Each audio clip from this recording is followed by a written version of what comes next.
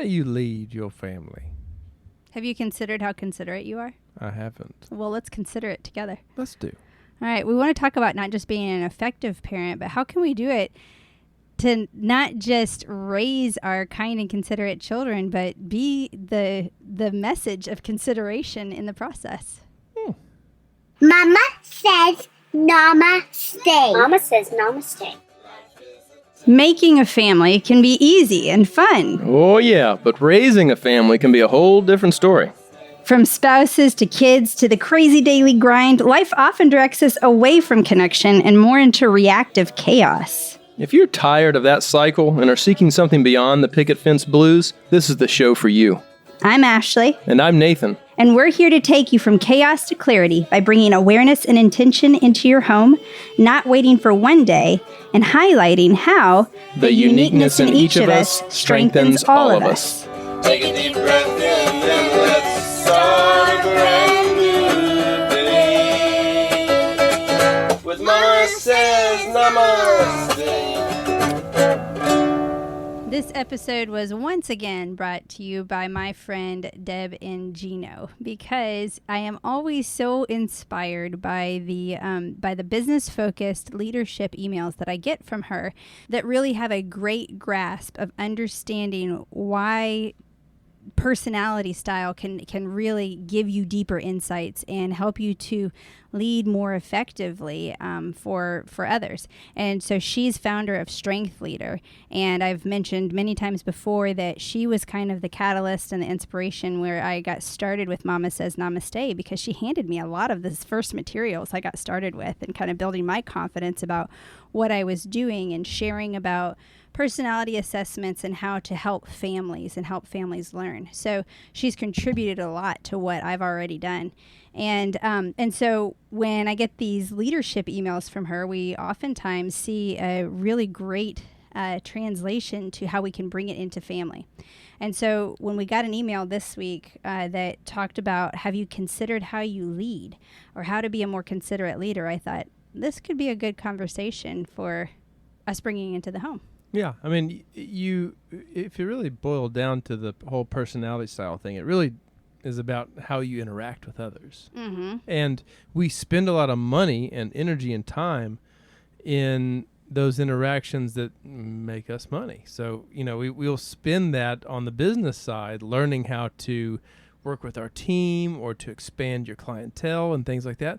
But we don't always think about transferring those skills to our families and how that can really impact. A lot of times we give our families just the second helpings of what we have left energetically. Yes. And so this is talking about, bringing that kind of that I'm serious and I'm kind of that business pride, I guess, back to the family and kind of look at how do you lead challenging situations or even little mild frustrations, because that will ripple into the next generation. And I think that kind of in light of the current events in our world and our society, there's, we can talk about the Great Resignation and all of these things where people are leaving the workplace. And I really am of the belief that people are not leaving the workplace because everybody's lazy and doesn't feel like working. They're leaving where they don't feel heard, where they don't feel valued, where they're being worked to death with no respect for breaks or for pauses or for recovery. All of these things make for a volatile workplace where people are burned out and they're tired of being treated less than human. So what has happened, and the shift in this is she talks so much about leadership, and it's not about effective leadership. It's not just about getting things done anymore. It's how can you lead with humanity, with a heart, to see your team as a community. We watched a video. What was it? It was like a really quick little clip, and I ended up sharing it with my family about it was like managing employees or something, and it was like they don't work for you, they work with you.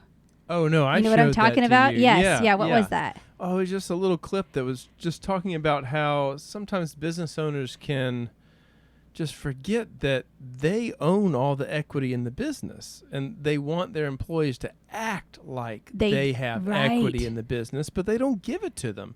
And so, you have to understand where an employee is coming from is, we're trading energy here. Yeah. And so. And when they don't have the same level of ownership, then, think twice as a leader if you're mad that the rest of the people working in your company don't have the same stock when they when they literally don't have stock in it.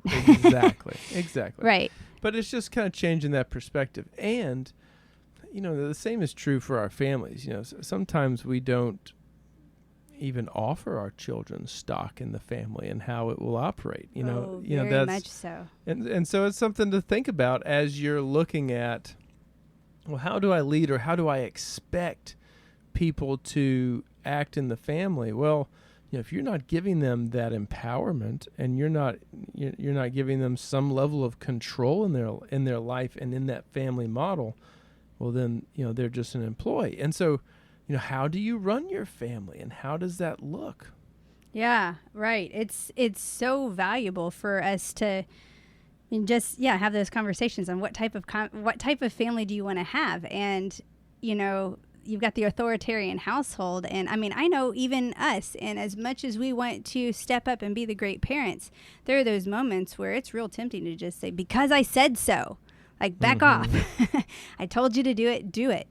Or shaming a kid. I know it comes way easier than what I'd like to admit. I don't ever want to. I know it feels awful to feel shamed. Yet how often do we do that, and we shame our kids?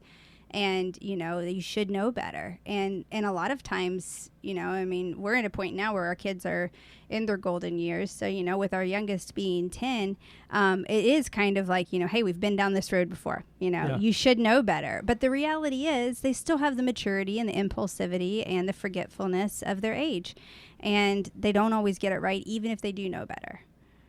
And so, so let's go through what these notes are. When we talk about being a considerate leader, there are 5 considerations that we want to go through here. And the first one was a real game changer for me. The first one is consider asking the 5 whys. And this is a model that was developed by Sakichi Toyota for getting to the root of a problem. And so he had observed that the initial response as to why something happened was not the root of the problem at all, but asking why repeatedly would finally reveal the core issue that, once resolved, would prevent a number of future issues. It's funny, like that concept, that idea was brought up when I was at Keller Williams for interviewing. It was, asking a question and then giving hearing their response, like, well, tell me a little bit more about that. Why did that person do, getting. Yeah. In that scenario, you say, well, I want a house with a fenced in backyard. Why? Yeah. Because I have a dog and I don't want my dog to get out. Why? Because my dog runs all over the place and is an aggressive dog and I don't want them around neighbors. Okay, why? Because I'm afraid of a liability and I'm afraid of lawsuits. Okay, well, now you have somebody who's fearful of lawsuits and you're looking with that in mind, and that's something that's very valuable for you. And you understand that priority in their life. Right. So, going to you understand their why. Yeah, and then you're understanding that really the person's more fearful of lawsuits, not necessarily looking for the fence. So it may be that 200-acre property out in the woods is a better fit.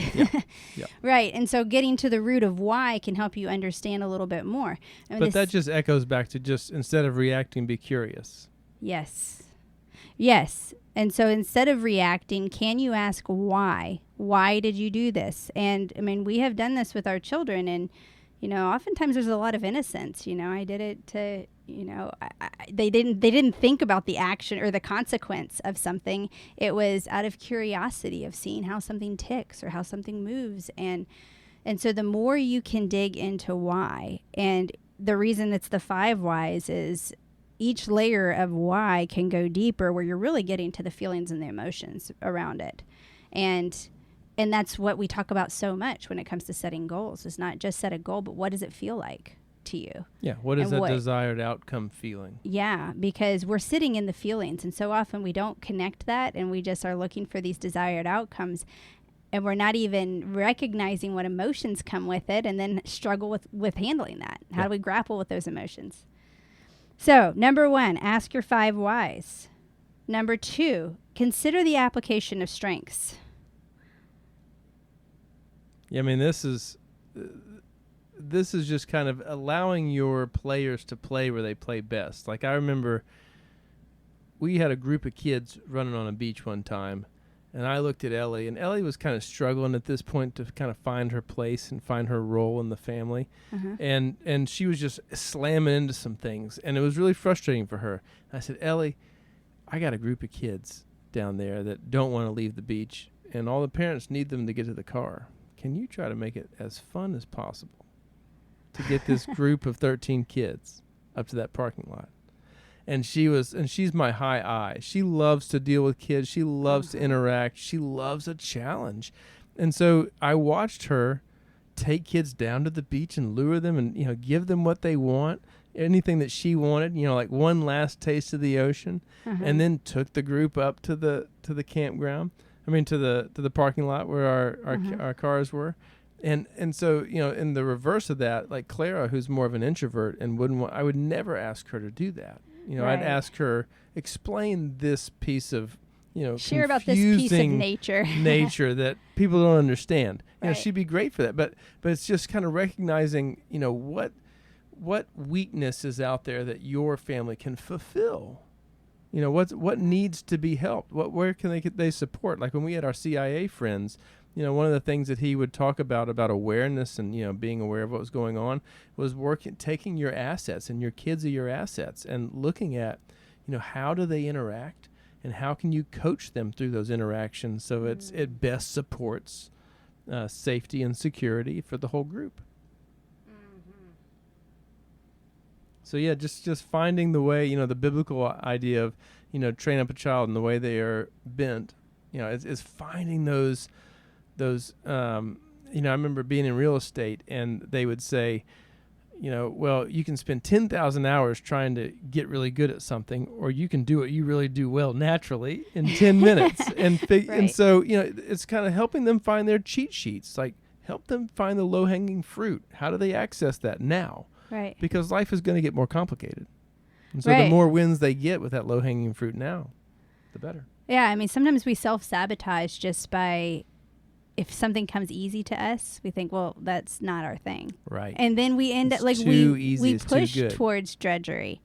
I'm a coach, and I'm a coach. I coach effectively because of how easy it comes with me, because I'm doing it naturally, regardless of whether I'm being paid for it. I have a coaching mindset, and it is something that is a natural way. It's my strength and my ability in my conversation and the way I'm pulling something out. So I'm working in my strength. And I've talked with other coaches where they have sabotaged their own success because they're questioning, well, why would somebody pay me for this? Because it's common sense to me. Yeah. People don't see what they can be so deep in. I just was talking with my amazing assistant that I work with in 48 days, and she also helps me with Mama Says Namaste. And we were talking about how we just hired a coach with 48 days for us to coach us in our business. Again, we coach others on business. So why do we hire a coach? Because the marks of a great coach are those that are still seeking guidance themselves. And for us, we want to continue to grow. And we just met with this coach, and Sheila said, she was like, I feel like we have been so deep in a tunnel of going down our tunnel, and she's just shown us that all we need to do is just look up, and there's a whole other light up there. And we didn't know what we didn't know. We were facing through the tunnel, working in one aspect of business, and we were missing something that we didn't even know we were missing, and it took somebody else calling that out. When we are working in our sweet spots, oftentimes it comes very naturally to us, and so we'll discount it, thinking that that everybody thinks the same way, and it's not the same way. Nathan has strengths that are not mine, and what comes naturally to him, like navigation, apparently does not to me. Well, and you have strengths that I don't have. There we go. Just general life management. Whatever. Anyway, so think about what your children's strengths are, and think about how can you position them in their strengths versus forcing them into the square peg into the round hole. What can you do to capitalize on that? We looked at how could we capitalize on Ellie's abundant energy and her, immaturity and lack of impulse control as a kid. Well, can we harness this in a way that still is a positive for her versus saying she shouldn't be energetic? Right. We need energy in this world. We need people who can get the party going and get us excited and make things fun and help us to remember joy sometimes. And Ellie is gifted in that. Yep. So we want to capitalize on that strength.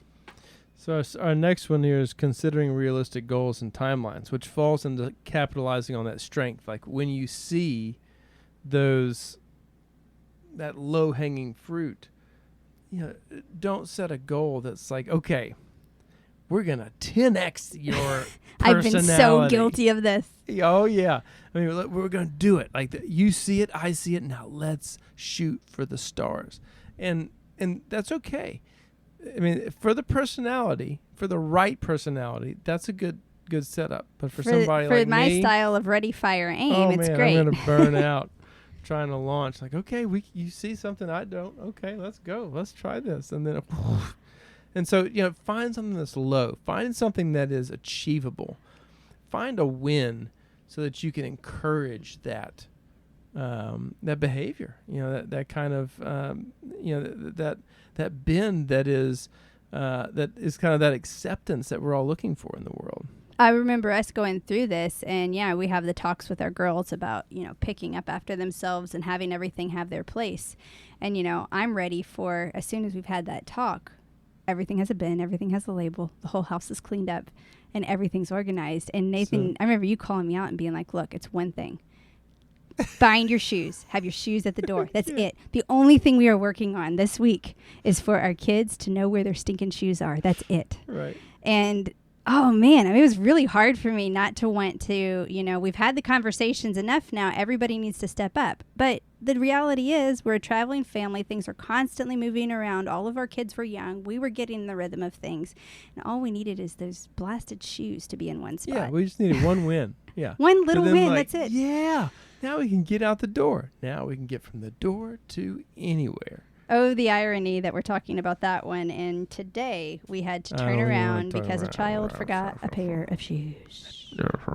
And that's where we remember, no matter how hard you work, how much you enforce things on your kids, how much you instill positive responsibility, all of those things, it still happens. I have been guilty of leaving my shoes. So it's also part of reality that we all can be forgetful. For you Huckleberry hippies, it's part of your reality. I guess not everybody the rest forgets of the world their puts shoes all the daggum time. shoes on their feet. My God. All right. Anyway, next one. Consider recovery time. There we go. Consider recovery time. This one is really big too, because again, when we talk about, the considering, doing the goals, I only want one timeline, and that's immediate, right? Let's go. I'm looking for it now. And oftentimes, this is, again, recognizing our strengths. I work well under pressure. I recognize that that's a strength of mine, and I will get energy from that. And so I could throw us into one high-pressure situation after another because I have the energy and the stamina to do it. Well, look at you. I like how you tease yourself up. But me, I've learned that although I used to feel that way, I like a nap. I like to recover. You really like a nap. And you are so anti-nap, and you are not anymore. Not anymore. But, that's one of the things that we give advice for is when people say, well, I want to hit the road. And say, well, I would advise this. Pack in some recovery time. Yes. Give yourself a weekend, a real weekend, a vacation from your vacation, in your vacation, because you don't consider that. And what we do is we want to go, we want to, just like Ashley, blast to the moon with nonstop one-way tickets paid for by Uncle Bezos. But we have to realize that we are organic beings that need to recover, need to, rest is part of the juice that gets us to where we want to go. Yeah. And we We overlook that, and helping your children understand that is really valuable. That's one thing they can save themselves on that ladder to life is, well, okay, I need to make sure that I've got enough energy to handle all this stuff, because if you don't, then you start breaking down, and when you break down, you're the nicest person in the world usually. Not. That's why Snickers has such a hangry. Getting hangry. Getting hangry. Yeah, I think about in business how often the lack of recovery time ends up being the issue. That even people that love their work, there's only so far they can go when there's no stopping. Right. And what were we listening to is like, okay, you achieve your goal, and then you're already setting your next goals while you're wrapping up the last ones. And it's like, come on, we just ran the race. Right. And so, are you allowing for some recovery and celebration? I mean, stopping and celebrating the stuff. Again, you've had to really remind me about that, of allowing for some chill time where I'll come out and I'll see, kids being completely unproductive, sitting around doing nothing. And, and then Nathan reminds me, they just spent, several hours on con. They've been sitting and staring at a computer screen, and they just want to veg for a minute and just hang out and stare at a wall. It's okay. And letting them do that. And I mean, I have to remember again that we all have different strengths. We all have different levels of and needs for recovery and everything else. And the more that we can work with it, it's not just enabling or accommodating. It's working to get the best out of somebody. Yeah. I mean, I strategically want to get the best out of my family. And so I'm going to keep these into consideration. All right. And then the last one is consider communication. And what this is meaning is John Maxwell, who is an author, coach, and speaker. He speaks a lot on leadership, and Deb and Gino with Strength Leader is one of his top coaches as well, and trains and works with all of the John Maxwell coaches. And so he says people don't care how much you know until they know how much you care. And so when we talk about considering communication, it's that whole, it's my way or the highway because I said so. That's a one-sided interaction.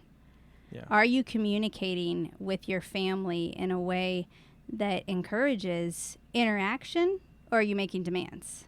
Are you talking at your family or with your family? I thought I was talking with my family this afternoon, but I realized I was talking at them. When everybody was late with no shoes.